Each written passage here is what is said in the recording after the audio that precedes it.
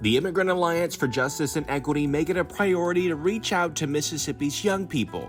We speak with Sasha Lewis and Crystal Lopez today, who are leading a special program with IAJE that offers young people educational opportunities, guidance, and much more as they strive to make Mississippi better for the next generation.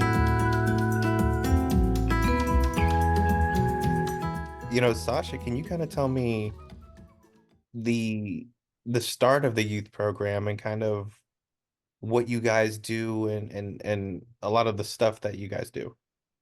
Yeah, of course. Well, I guess I'll get started with the first part of your question, the start of the youth program. Essentially, as you probably already know, IAJE was started in response to the 2019 raids that happened. And of course, although the organizers who were on the ground were mainly working with the adults who were, being held and who they were trying to deport, and sort of as a response to that, there were a lot of children that were directly involved too. And a lot of those children were, experiencing the same things that their parents were going through, but through a different lens.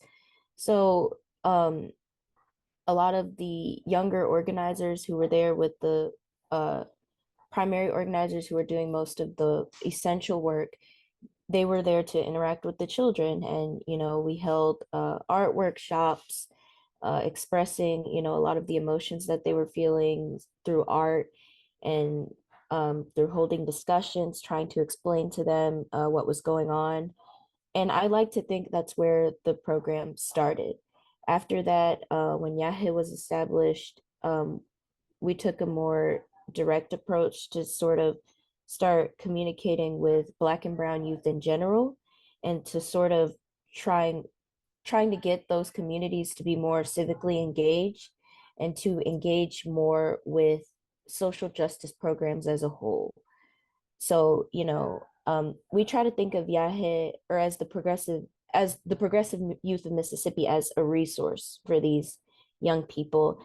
And we want them to sort of understand the political environment that they're growing up in Mississippi, because it's very different here as opposed to anywhere else, even as opposed to other places in the South, like Texas, Georgia, Tennessee, places like that. It's a whole different world in Mississippi, a whole different conservative environment to navigate. Um, but yeah, that's how I like to say it got started. And basically, we work with IAJE and other youth around the area to try to engage them civically in different ways, such as like encouraging them to register to vote, encouraging them to know about what's going on in our area and like our current political environment, and just learn more things about our cultures and use that knowledge to try to expand it in our communities. For sure. And I'm guessing this is the first year you guys have done this. Yes, although IAJE has been working with the youth for a while now, it's the first year that we actually come up with this official subunit and have an official name. But IAJE has been working with the youth before. And tell me, what was that first year like? What stuff did you guys do? What did you really learn from it? I learned a lot from it. Honestly, it's so interesting seeing the different types of people in our community just within the youth. I think it's very important to try to get them engaged. And obviously, starting off, it can be a little challenging having to like start everything from scratch, deciding on a name, a logo, and like trying to reach to people and stuff like that. But it's honestly been a really good experience, and um it's really good that we are able to connect with other people that are Professor around of our sociology. age. I'm a professor of English and African American studies. So, show you around just a little bit. I mean, it's a typical office, but there is one really cool feature that I want to point out. If you look on the walls, you'll see some really amazing photographs. The I'm youth always tell asked us about these what they photographs. Now, it need, comes in my office too. and we try to do what they want. So, some of the things we've done so far is I think last year or 2022, we had a party for the youth, and it was a fundraiser sort of party so that we could, continue doing the more civic engagement stuff. But that was a big event that we had, that the youth like directly told us that they wanted to be involved with, because there's not a lot of places that where the youth can go where they can party, safely. Um, there's not a lot of places to go in Mississippi in general, even in Jackson, even in the capital, that are, free or not expensive. So that's one of the things we did. We hold youth fellowships where the youth are paid stipends for their work. The last one they did like a sort of mini podcast episode, and then the one before that, they produced two short films. Well, a short film and a trailer for their short film. And then we have sort of, smaller events to get them directly involved with anything that's going on. Um, One of our youth fellows actually attended a protest for Palestine, where they got to walk around the Capitol and protest, peacefully protest. And then we also held, in response to HB 1020, which was a bill that was going to pass. I think it did pass, I'm not sure. But we had the youth call their local government, sort of, voice how they didn't approve of this bill being passed. And then many of our youth, we've invited them to volunteer with us or to go canvassing with us, stuff like that. For sure. And, what has the feedback been? How have the youth really learned and engaged in this program? The youth that we work with, they've been, I don't know, very engaged, and they've been, most of the ones that we do talk to are people who are doing so many things like on their own lives, but still want to, contribute to that social justice aspect of it. So we'll have like people who are like in college or high school, people who were actually just went to the workforce right after graduating high school, and it's just really interesting and fascinating seeing all those things from those people and how their own they can make their own contributions to the program. Probably when you were walking here as well. And currently, right now, there are 267 identified tubes here. The thing, when we have our youth come in and do these sorts of things with us, and when they're engaged, a lot of the times during our debriefings, because we have our meetings set up, even though it's youth involved, we have our meetings set up exactly the way we were trained by our lead organizers to set up a lot of our meetings and a lot of our events, which is, we do our introductions first. We have our meetings, our debriefs, our list to go through everything that we need to get done.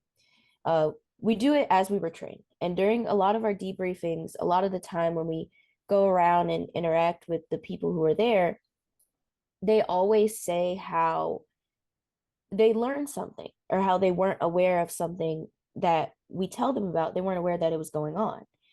And I think that's why it's so important, because clearly they're not being made aware of a lot of these things in their day-to-day lives, or I'm guessing like at school, or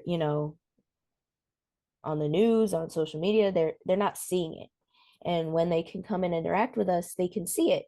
And it's clearly something they care about, because when they're made aware, they want to engage, which is why I think it's so important that we reach out to them and that we make sure that they're involved. Usually we try to have meetings and we talk about what's going on in our lives, what's going on around us and all those things. Try to like update people on like any laws that might affect us, any issues, how we can possibly solve them, or how can we mitigate the the negative effects of those things going on. But what Cooper showed you is actually some pictures, I believe, of our fellowship, our spring fellowship that we had, which was the Black and Brown Solidarity Fellowship. And it was a 1 week long fellowship. It was from Monday through Friday, and it was a full-time fellowship for the fellows. And they were able to travel to Mississippi State and go through the to the archives there at Mississippi State, like the library. They were also able to tour Jackson and learn about various historic places here, such as like the Kofo building, Jackson State University, Tougaloo College, and just go around the area and pretty much see what places are historic and why. Um, it was just a week of full of knowledge, full of getting to know each other. We journaled every day, so it was a really good experience for me as someone who was able to like engage with the youth in that way. And I'm sure it was also a good experience for them to be able to know that history and know how we can both Black and brown youth can work and collaborate together. Do you feel like you really are helping form the next generation of young activists there in Mississippi, during a time where we really do need a lot of people to be speaking up about certain issues? Um, that's a heavy question. That is a good question. I definitely I want to give credit to the organization as a whole and Crystal as well, because um there are things I want to do and I wish I could say that I do that, but I know I couldn't do it without the resources the organization has given to me. And I know I couldn't reach these kids on my own because Crystal is very, very charismatic and she gets a lot of people involved. So I hope I am. I'll say that. I say I hope I am.